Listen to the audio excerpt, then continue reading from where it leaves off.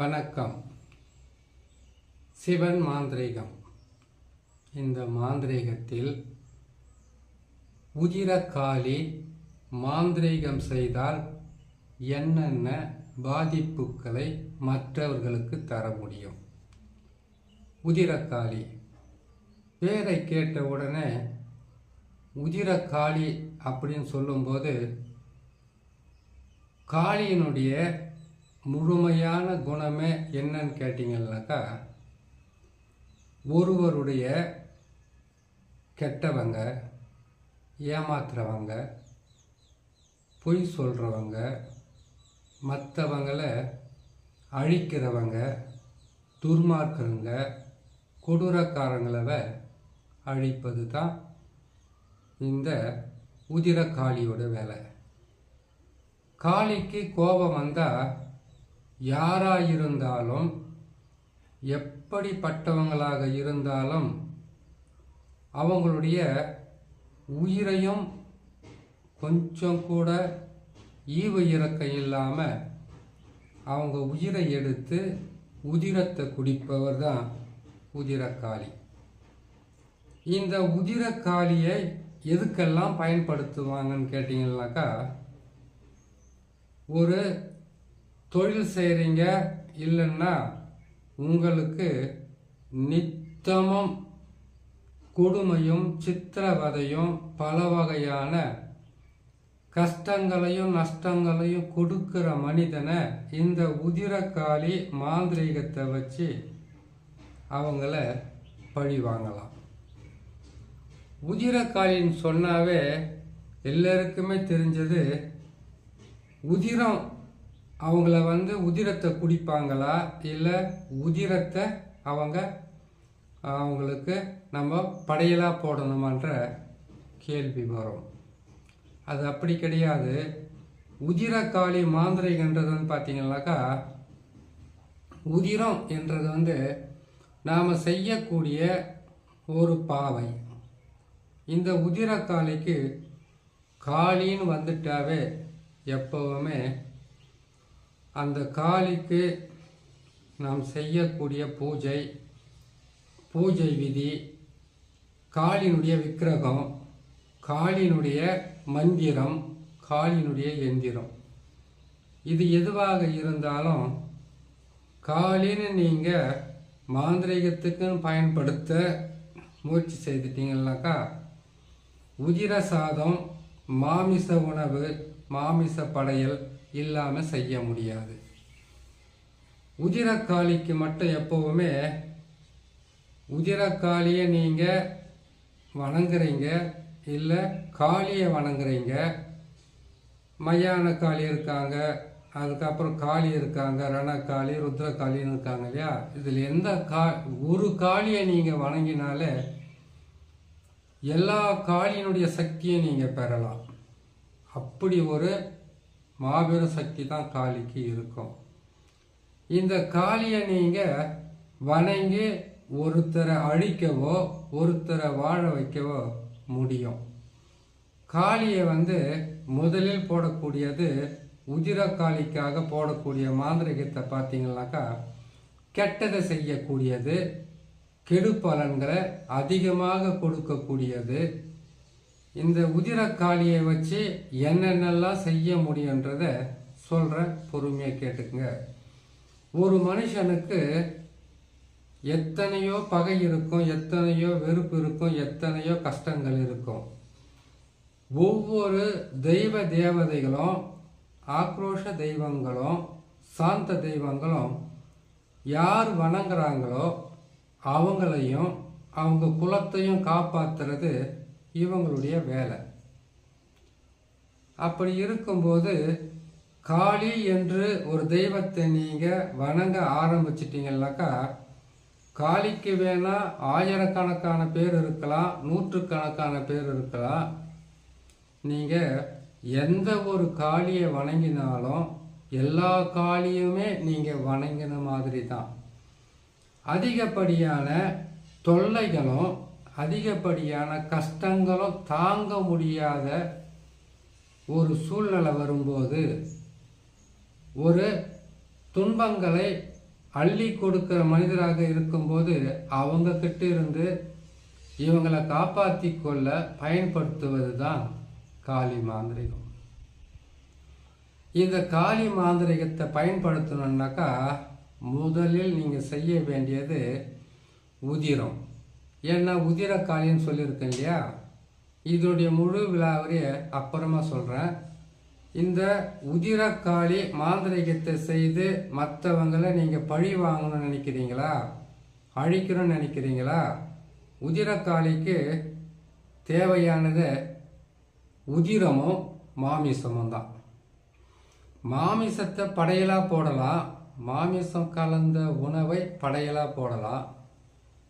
ஆனால் இந்த உதிரக்காளியை நீங்கள் மாந்திரிக பயன்படுத்தி ஏவல் விட்டு செய்வன செய்தோ ஏவல் பில்லி சூனியம் செய்யணுன்னாக்கா அதுக்கு தேவையானது உதிரம்.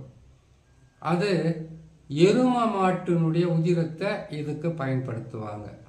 இல்லை பன்றி, இல்லை முள்ளம் பன்றி, இப்படி ஆடு ரத்தமாக இருந்தாலும் பரவாயில்ல, இல்லைன்னாக்கா கோழியை கூட கொடுக்கலாம். நீங்கள் யாரை அழிக்கணும்னு நினைக்கிறீங்களோ அவங்களவ ஒரு உருவ பொம்மையை செய்யறதுக்காக அந்த உதிரத்தில் பிசைந்து தான் அந்த உருவ பொம்மையை செய்யணும்.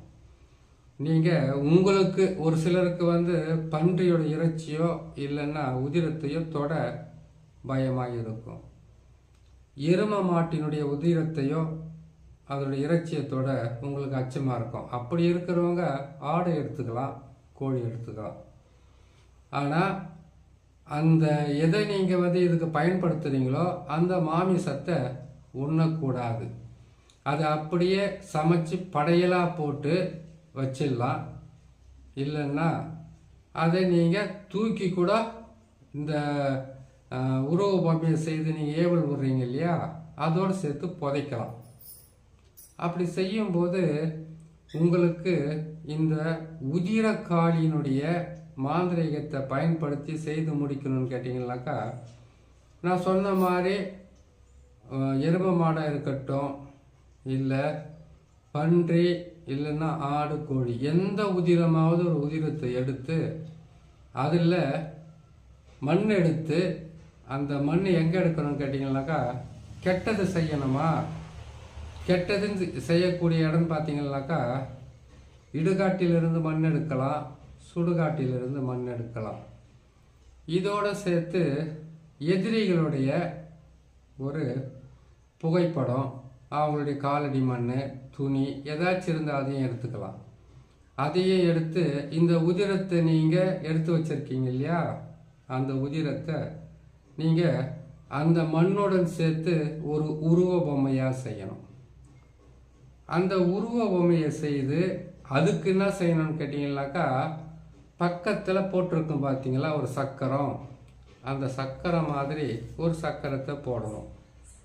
அந்த சக்கரத்தில் பார்த்தீங்கன்னாக்கா மொத்தமே 4 கோடு நேராகவும் 4 கோடு குறுக்காகவும் இருக்கும். அதில் மொத்தம் 8 சூலங்கள் இருக்கும். 8 சூலத்தையும் சுற்றி ஓம் நமச்சிவாயம் என்ற எழுத்து இருக்கும். ஆனால் உள்ள மட்டும் நங் நங் நசி நசி மங் மங் நசி நசி யங் யங் நசி நசி சிங் சிங் நசி நசின்னு இருக்கும். இந்த எழுத்துக்களை மூல மந்திரமாகவும் இதை பீஜமாகவும் எடுத்துக்கிட்டு இந்த மந்திரங்களை ஒரு செம்புத்தகடு, காரியத்தகடு, இல்லை ஒரு முறித்தகடில் இந்த மாதிரி ஒரு சக்கரத்தை போடணும். சரி, சக்கரத்தை போட்டுட்டீங்களா? சக்கரத்தை போட்டு முடித்த உடனே அந்த சக்கரத்துக்கு நம்ம எந்திரத்தை எழுதி முடிச்சோம்னாக்கா அதுக்கு எந்திரத்தை சுத்திகரிக்கிற மந்திரமோ, அதுக்கப்புறம் மந்திரங்களை சொல்லி அதுக்குண்டான பீஜ மந்திரங்களை சொல்லி இதை செய்து முடிக்கணும். இதை செய்து முடித்து எந்த ஏவல் பொம்மை செய்கிறீங்களோ அந்த ஏவல் பொம்மைக்கு இந்த தகடை மார்பகம் அல்லது தலைப்பகுதியில் வச்சு நீங்கள் அதை ஒரு நூல் போட்டு கட்டுறது, இல்லைன்னா ஆணி வச்சு அடிக்கிறது, இது ஏதாச்சும் ஒன்று செய்துக்கலாம்.